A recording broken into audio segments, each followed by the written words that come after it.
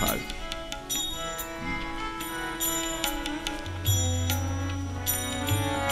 દ્વારકામાં ભગવાનનો એક કુટુંબી રહે છે, એનું નામ સતરાજીત છે. સૂર્યનો ઉપાસક છે, સૂર્ય ભગવાનની ખૂબ ઉપાસના કરે છે.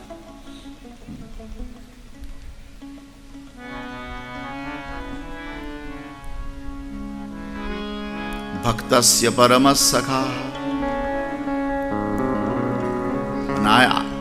આ એક સતરાજીત માટે એવું લખ્યું છે કે સૂર્યનો મિત્ર હતો. ભક્તસ્ય પરમ સખા. વર્ષો સુધી ભગવાન સૂર્યની ઉપાસના કરી. એક દિવસ સૂર્ય ભગવાન પ્રસન્ન થયા. પ્રસન્ન થયેલા ભગવાન સૂર્યનારાયણે કિંમતી મણિ ભેટ આપ્યો. સ્યમંતક નામ હતું એનું. અને આ મણિની વિશેષતા એ હતી કે સૂર્યનો ઉદય થાય ને, સૂર્ય ઉગે એટલે 8 ભાર સોનું અંદરથી નીકળે. 22 કેરેટનું નહીં, 8 ભાર. હું તમને ભારનું માપ બતાવું, તમને અંદાજ આવી જાય. પેલા વડીલોને તો ભારની ખબર હોય, ભાર એટલે શું. અમુક ભાષા જે છે એ આપણા કળશીમાં ક્યાંય બીજે ખબર ન પડે. ધીરુ દાદા, કળશીમાં આપણે જ સમજીએ. હા, આપણી કાઠિયાવાડી ભાષા મીઠી બહુ.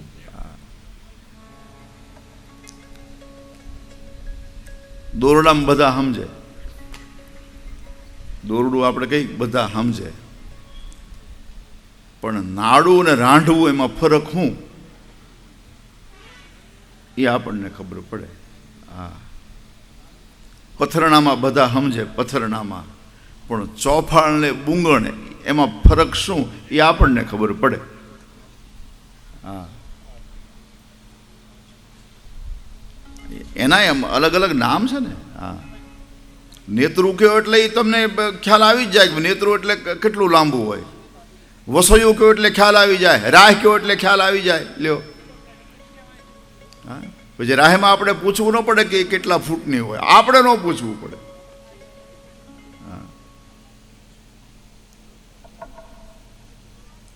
પછીડી કોને કે? હા, આ બધી આપણી ભાષા છે અને આપણે જ સમજીએ. હા, આ બાર બહુ નથી, અને આ બાર અમુક શબ્દોનો પ્રયોગ થતો જ નથી.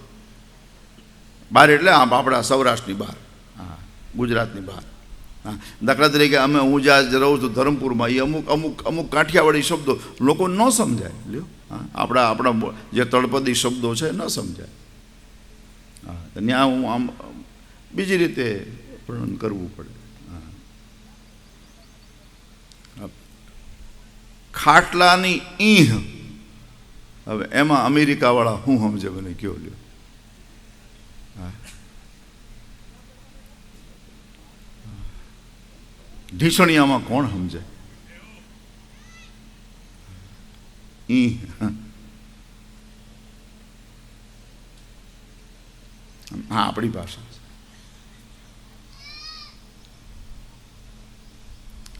ગોફણમાં આપણે જ સમજીએ.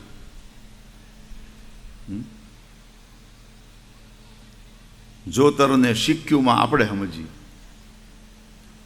હા, અત્યારે સિક્યુ આવી ને, માણસને આવી ગઈ છે. એનું શું કહે? માસ્ક. માસ્ક. હા, મને હમણાં કોઈ કહેતું, મને કે ભાઈ મોં બાંધીને માર્યા. મોં બાંધીને માર્યા.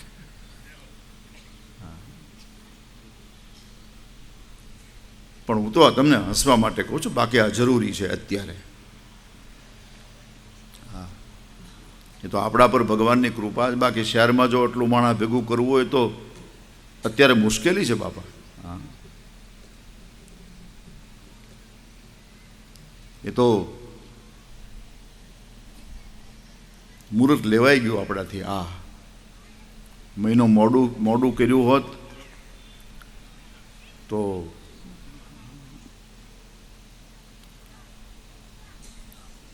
મેં બે મુહૂર્ત આપ્યા હતા.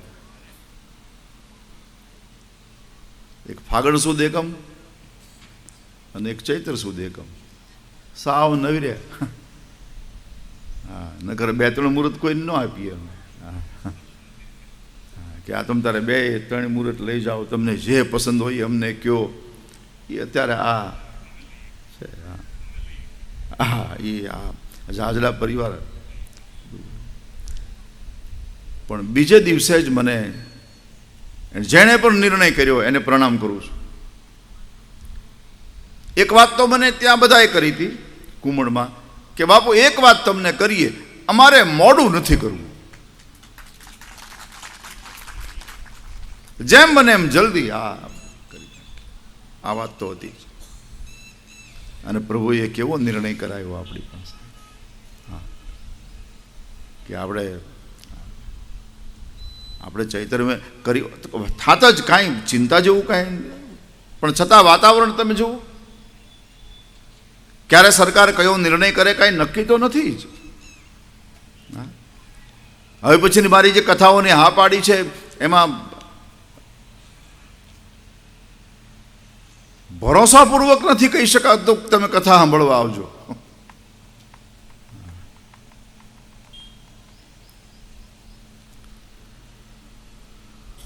અમુક આપણી ભાષા છે અને એ આપણે સમજી શકીએ.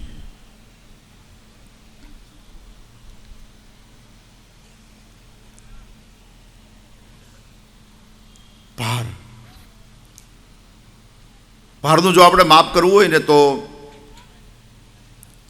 16,000 તોલા એક ભાર થાય. તોલા, અને તોલો એટલે 12.5 ગ્રામ. અત્યારે તોલો 10 ગ્રામનો થઈ ગયો છે. હા, 12.5 ગ્રામ. 16,000 તોલા એક ભાર થાય. આવું 8 ભાર સોનું રોજ ઘરમાં આવે. ગણતરી કરીએ તો 1,28,000 તોલા થાય. અને 1,28,000 તોલાને જો આપણે આપણા દેશી હિસાબમાં કરીએ તો 1600 કિલો થાય. 80 મણ. હવે આટલું સોનું રોજ એના ઘરમાં આવે, હવે એની વાત ક્યાં કરવી? એટલું બધું પુણ્યદાન કરવા માંડ્યો ને મોટા મોટા યજ્ઞો કરવા માંડ્યો ને લોકોને ખબર પડી કે આની પાસે તો આટલો મોટો મણી છે. પછી તો ગામમાં આ બધી વાતો થઈ દ્વારકામાં કે આ મણી રોજ 8 ભાર સોનું આપે. હવે આ જો થોડાક વર્ષ આની પાસે રહ્યો આ મણી તો આ કેટલો પૈસાવાળો થઈ જશે, કેટલો એની પાસે સોનું હશે. અને પછી તો પોતાની એક સેના તૈયાર કરશે, ભગવાનની સેના સામે યુદ્ધ કરશે. અને તમે જોજો એક દિવસ એવો આવશે કે ભવિષ્યનો રાજા દ્વારકાનો આ સત્રાજીત બનશે. આ બધી વાતો થવા લાગી.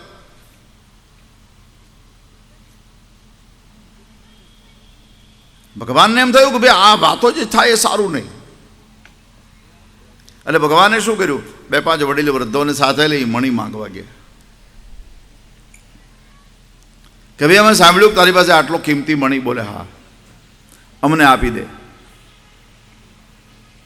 વારવાર મનાયો, ન માન્યો. ભગવાને તો એ અર્થમાં કીધું કે ભાઈ ભવિષ્યમાં અતિવૃષ્ટિ અનાવૃષ્ટિ થઈ, પ્રજા દુઃખી થઈ તો જો રાજ્ય સમર્થ હોય તો એ પ્રજાનું પોષણ કરી શકે. ન માન્યો. વારવાર મનાવવા છતાં ન માન્યો. ભગવાન તો આવી રહ્યા.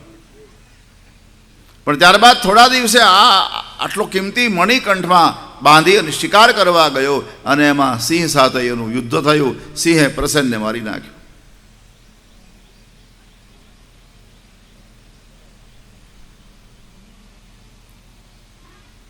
એવામાં ત્યાંથી જાંબુવંત નીકળે જે રામાવતારમાં હતા. રામાવતારમાં પ્રભુ રામના સેવક હતા જાંબુવંત. બહુ પ્રૌઢ હતા. એ તો એનું રીંછનું રૂપ સ્વરૂપ રીંછનું હતું. જ્ઞાની બહુ હતું. ક્યારેક ક્યારેક ભગવાન રામ જાંબુવંતની સલાહ લેતા. આ હનુમાનજીને મૂળ એની શક્તિનું સ્મરણ કરાવનાર જાંબવંત જાંબવંત કે વચન સુહાય સુની હનુમંત હૃદય અતિભાય. હૃદય અતિભાય. સુંદરકાંડની શરૂઆત છે. રામ કાજ લગી તવ અવતારા સુનત ભયઉ પર્વત આકારા. એને જાંબુવંતે કહ્યું છે કે હનુમાનજી તમારો અવતાર જ રામના કામ માટે થયો છે. અને એ જ્યારે વાત કરી પણ ત્યાં તો આખો પર્વત ઉભો હોય એમ રૂપ બધાયું છે. એ રામાવતારમાં જે જ્ઞાની મતલબ રામના સેવક હતા એ કૃષ્ણાવતારમાં ભગવાનના સસરા બન્યા છે. આ જાંબુવંતની દીકરી જાંબવતી સાથે પ્રભુએ લગ્ન કર્યા છે. એ અહીંયા ઇતિહાસ આવે છે. એને સિંહને મારી નાખ્યો, બાજુમાં મણી પડ્યો હતો, જાંબુવંતે લઈ લીધો. એને એક દીકરી હતી જાંબવતી, એને રમકડા તરીકે આપી દીધો.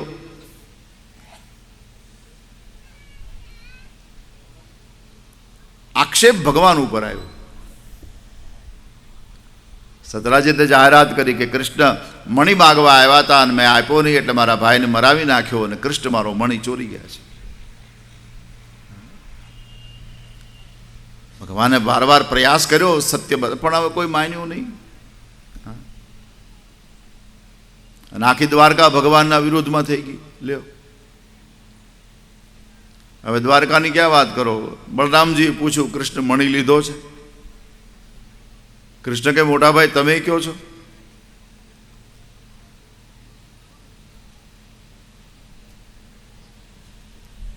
બલરામજી કહે તારી બાળપણની આદત હતી ને એટલે.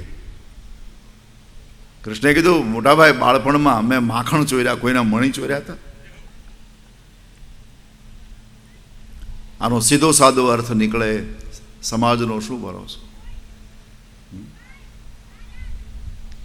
કૃષ્ણ જેવાને પણ જો નડ્યો હોય, સીતારામને પણ શાંતિ ન લેવા દીધી હોય, તો પછી આપણે કઈ વાડીનો મૂળો. કયો અપરાધ હતો ભગવતી સીતાનો કે જનકની દીકરી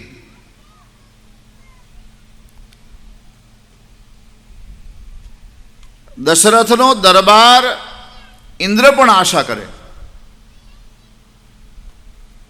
આપણા ભગત બાપુ ભાઈઓ વીણ ભેકાર કડવું લાગે. ઇન્દ્ર મહારાજ ઘણી વાર ભગવાનને પ્રાર્થના કરતો કે હે ભગવાન મને જો બઢતી આપવી હોય, મને પ્રમોશન આપવું હોય તો અયોધ્યાની ગાદી આપી દે. એ દશરથજી જેના સસરા હોય, પિતા કોણ?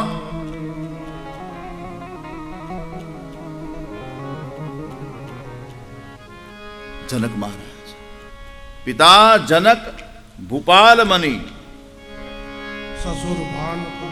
સસુર ભાનુ કુલ ભાનુ, પતિ રવિ કુલ કૈરવ બિપિન, વિધુ ગુણ રૂપ.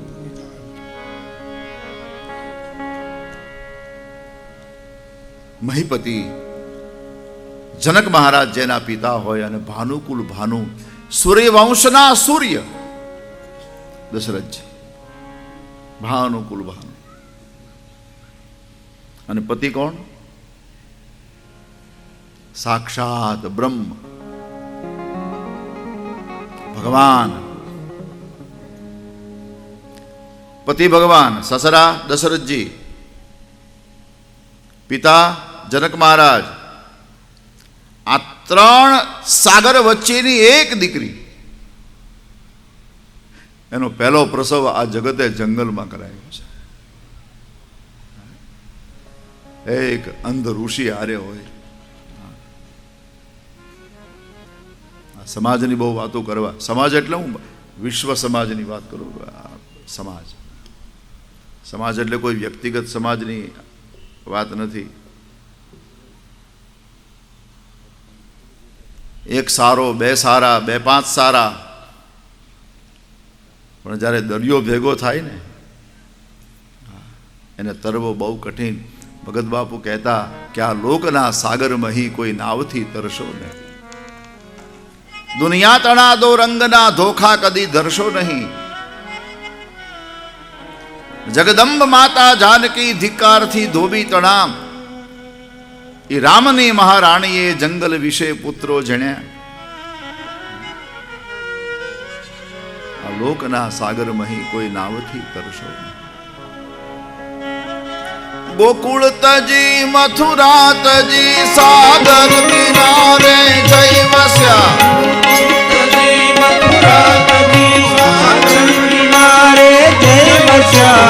ગોકુળ છોડ્યું, મથુરા છોડ્યું અને વિશ્વકર્માને કીધું કે દરિયામાં મકાન બનાવો, એટલે શાંતિથી રહો.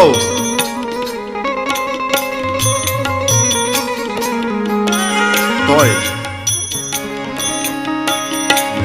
તજી મથુરા તજી સાગર કિનારે જઈ વસ્યા. સાગર કિનારે જઈ વસ્યા. ત્યાં પણ પ્રભુને મારવાયો ધાજરા સંધના દસ્યા. પણ પ્રભુને મારવાયો ધાજરા સંધના દસ્યા. મણિકાજ મણિકાજ મોહન ને જુઓ સૌ નાચથી નોખા કર્યા. મણિકાજ મોહન ને જુઓ સૌ નાચથી નોખા કર્યા. અંતે હરિના પ્રાણ ને ભીલને ભાલે હર્યા. અંતે હરિના પ્રાણ ને ભીલના ભાલે હર્યા. લોકના સાગર નહીં કોઈ નાવથી તરશો.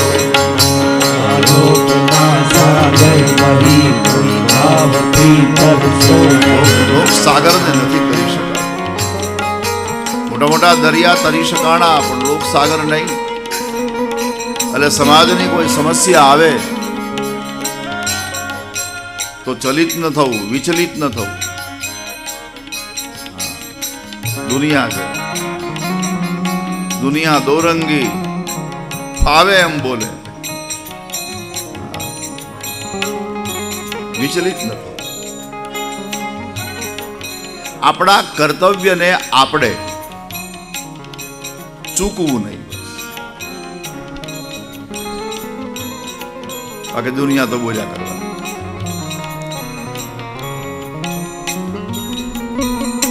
હા, આટલી મોટી આપણે કથા કરી અને 7 દિવસ કેટલો આનંદ કર્યો.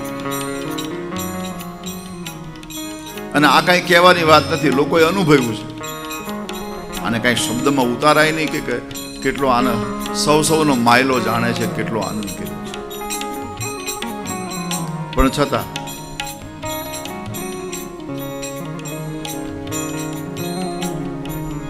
એવાય નીકળશે. કામ બહુ સારું કર્યું, પણ એક આ જગ્યાએ થોડી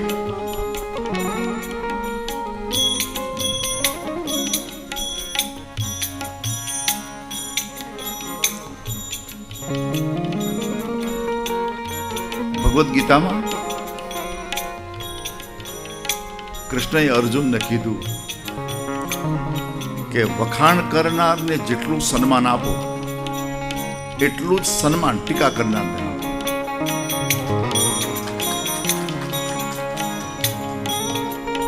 તુલ્ય નિંદા સ્તુતિર મૌની.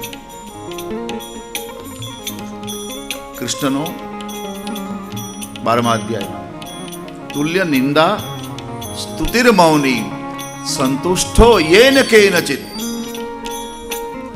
અનિકેતા સ્થિરમતી ભક્તિમાન મે પ્રિયો નરઃ.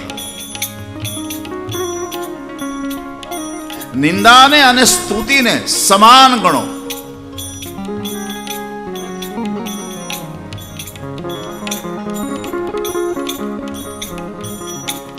એટલે સ્તુતિ વખાણ કરનારો હોય એનું આપણે સન્માન કરીએ તો ટીકાવાળાનું ય થવું જોઈએ. જો શું કામ થવું જોઈએ દેવકુભાઈ? એનું કારણ કે જે ભૂલ કાઢે છે ને એની મહેનત બહુ છે.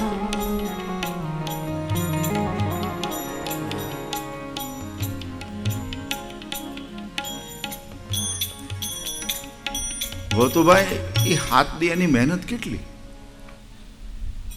કે દરેક જગ્યાએ એને ધ્યાન રાખ્યું કે કઈ જગ્યાએ ભૂલ કરે છે, અને હાથની સુધી આટલી મોટી મહેનત કરી અને આપણી ભૂલ આપણને દેખાણી નહીં અને એને દેખાણી ધન્યવાદ આપવો જોઈએ.